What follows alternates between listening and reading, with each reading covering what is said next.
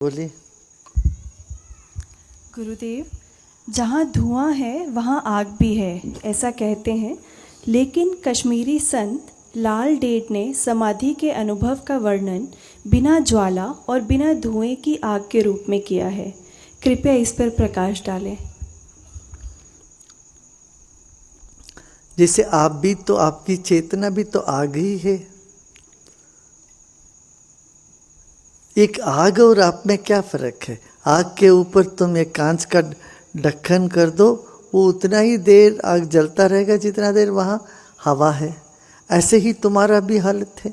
तुमको एक glass case में बंद कर दें, तुम तभी जीवित रह पाओगे जितने देर वहाँ पर ऑक्सीजन है। तो तू भी तो एक ज्वाला ही तो है। देखिए, एक शब्द भी एक प्रकाश के रूप में तुम देख सकते हो। पहले तो सोचते थे शब्द अलग है, प्रकाश अलग है। आज देखते हैं ना, मॉनिटर में देखते हैं, गाते हैं तो मॉनिटर में उसको चित्र आ जाता है तरंगों का।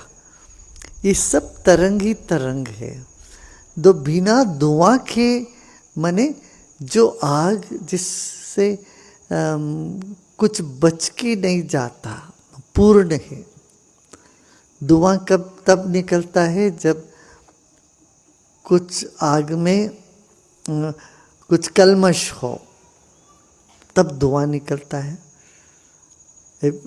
यदि असली कपूर को जलाओगे तो धुआं नहीं होता, उसमें मिलावट की होती है तो धुआं आती है ना। तो इस तरह से बिना गर्मी की आगे शीतलता है। वाणी हमेशा शीतल करती है, जो संत की वाणी है। समाधि की जो वाणी है वो शीतलता लाती है अपने भीतर। गुरुदेव, गणपति अथर्व शीर्ष में लिखा है, जो साधक गणपति की उपासना 1000 मोदकों के साथ करता है उसकी मनोकामना पूर्ण होती है। गुरुदेव, ऐसा सचमुच होता है या यहाँ मोदक का अर्थ कुछ और है? मोदक माने प्रसन्न रहना। जो प्रसन्न रहते हैं उनकी सारी चीजें हो ही जाती है। हाँ, और गणपति धैर्य रखो बोलते हैं। धैर्य, ऐसे हाथ बोल, धैर्य रखो, धैर्य रखो, प्रसन्न रहो, यही मोदक है। लड्डू बना के तुम दो, वो नहीं। मोदक में तुम प्रसन्न रहो, सबको प्रसन्न करो। 1000 लोगों के जीवन में तुम खुशी बांटो, प्रसन्नता लेके आओ, तो वो वही है मोदक। गुरुदेव, गणेश चतुर्थी का असली उद्देश्य लोगों को एक साथ लाना था, लेकिन आज कई पंडाल सिर्फ कुछ कदम की दूरी पर और एक दूसरे से मुकाबला करते नजर आते हैं। हम इस त्योहार में वो एकता का भाव फिर से कैसे वापस ला सकते हैं?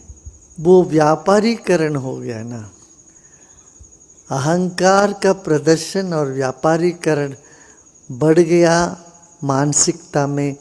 इसलिए लोग जो है ना, मेरा गणपति अलग है, तुम्हारा गणपति अलग।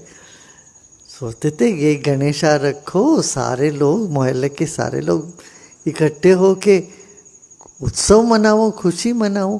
अब वो नहीं, कमेटी में कौन मेंबर बना रहेगा, कौन नहीं है, वो फिर में वहाँ लड़ाई झगड़ाई। ये सब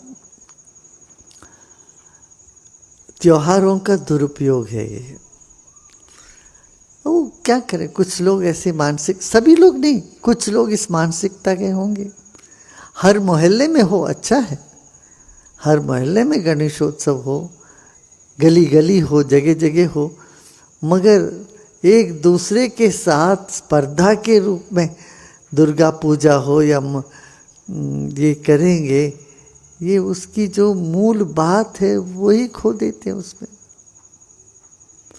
मूल बात सबको एकत्रित करना, संभ्रम से जीना, कोई स्पर्धा प्रतिस्पर्धा ना रहे, ऐसी मनोभावना फिर कैसे आएगी? हमारा पेंडल उससे ज़्यादा बनाएंगे, इससे बेटर बनाएंगे, या हमारा यहाँ होना, इसको जितना चंदा उठाओ, क्या करें इस तरह का। जब गोपाल कृष्ण गोखले जी ने पहले महाराष्ट्र में शुरू किया था बड़े तौर पर, उनका लक्ष्य ही था इससे एक सार्वजनिक उत्सव से सबको जोड़ने की थी। सभी जाति, सभी वर्ग, हमारे देश जातियों में बटी हुई थी उन दिनों में भी, उन सबको एक सूत्र में लाने के लिए यही उत्सव था। ऐसे ही दुर्गा जी का वो जो दुर्गा पूजा का भी ऐसा ही था, सब लोग इकट्ठे हो जाए, कोई किसी को ये नहीं पूछता तुम किस जात के हो, किस देश के हो, किस मोहल्ले को, क्या, कुछ नहीं। हम सब एक साथ होके, सब एक साथ हैं माँ के पास, भगवान के सामने, सब एक करके इकट्ठे होके गणेशोत्सव मनाते थे, दुर्गा पूजा मनाते थे, अभी भी मना रहे हैं। मगर कुछ इक्के दुक्के इधर उधर इस तरह से होंगे समाज में। देखो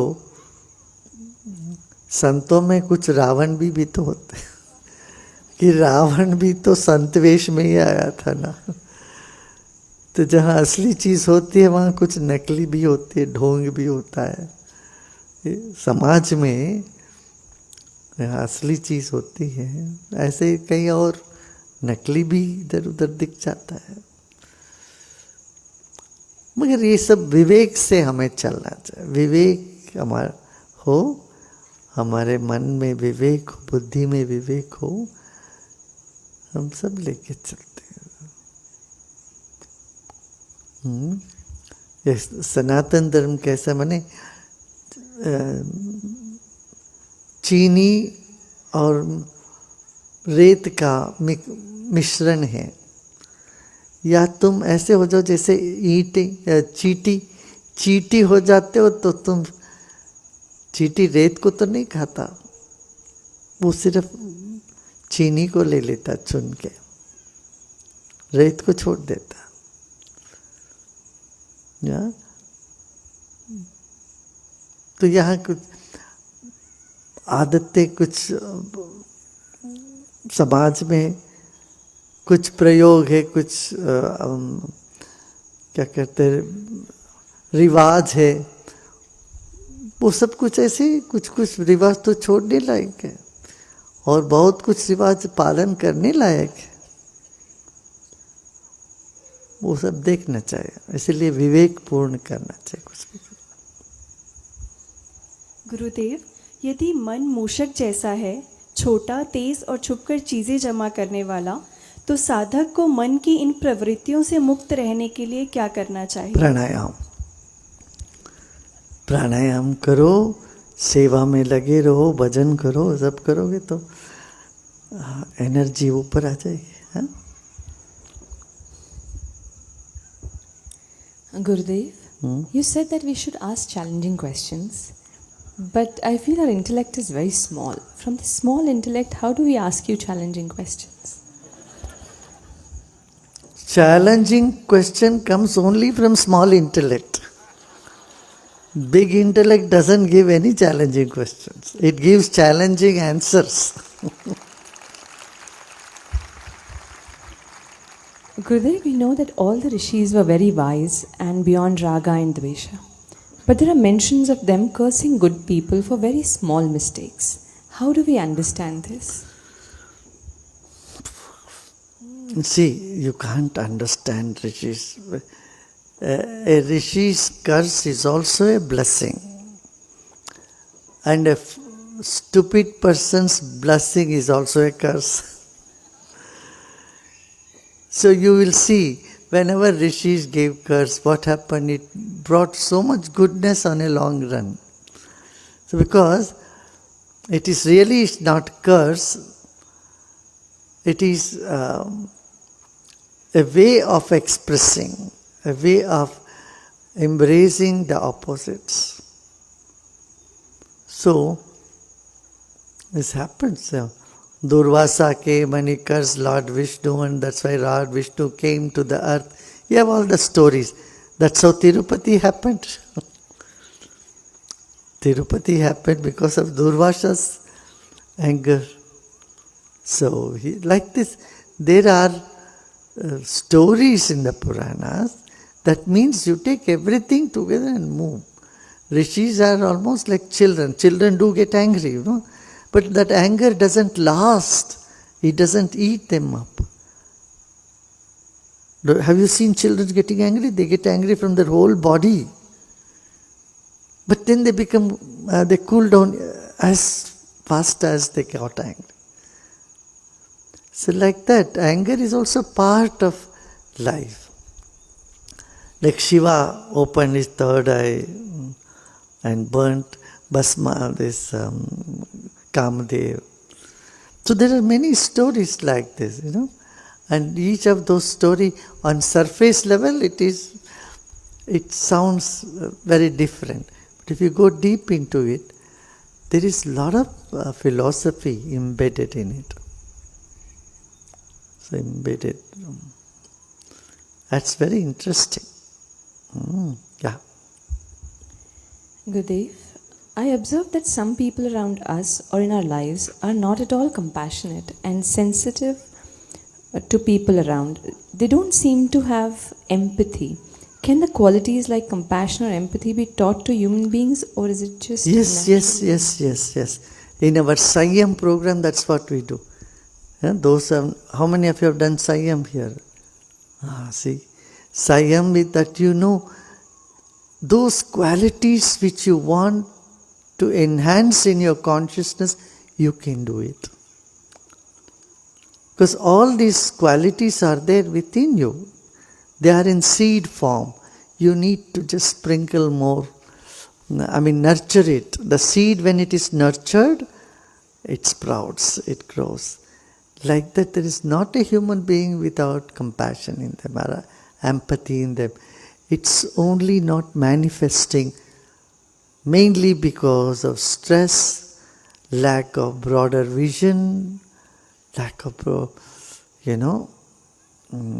awareness, ignorance. All these causes their empathy to be inexpressive. Yeah, they get buried in all this. So you simply have to scratch a little bit and let the seed come up and sprout. It's possible. We have done that. So many people in the prisons, in the inner city, gang members, all their lives are changed.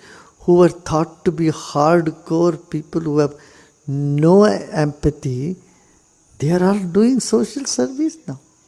You have seen that many places. So, good qualities don't disappear. They are either manifesting in your life or they are hiding. They are hidden somewhere deep inside.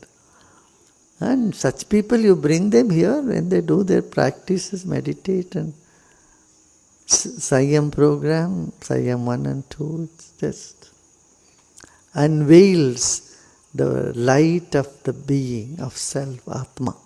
Atma Jyoti, प्रकाश होने लगता है फिर. ठीक है ना? आज इतना काफी.